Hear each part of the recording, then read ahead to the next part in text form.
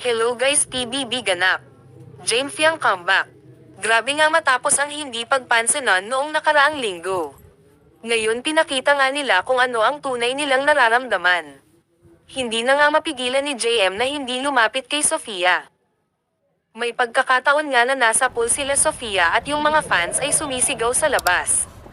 Okay, thanks. I just have an idea. At narinig ito ni Sofia at Colette. Nagpatay mali na lang si Sofia dahil nasa rulebook na bawal daw sila mag-react kapag narinig nila ang hiyaw sa labas. Ngayong nalaman na ni Sofia na nilalayag pala sila sa labas. Tiyak na mas hihigpit at kakapit sila sa isa't isa. Ano kaya ang magiging reaction ni JM na nilalayag sila sa labas? Yun ang kaabang-abang. Sinabi na din ni JM kay Sofia na gusto niya ang mga suot ni Sofia dahil daw gusto niya ang tita vibes.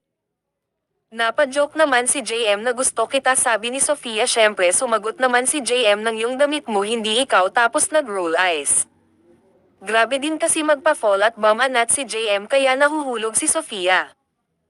Mamaya guys, nomination night na, abangan natin, mag-subscribe na para lagi kayong updated. Salamat.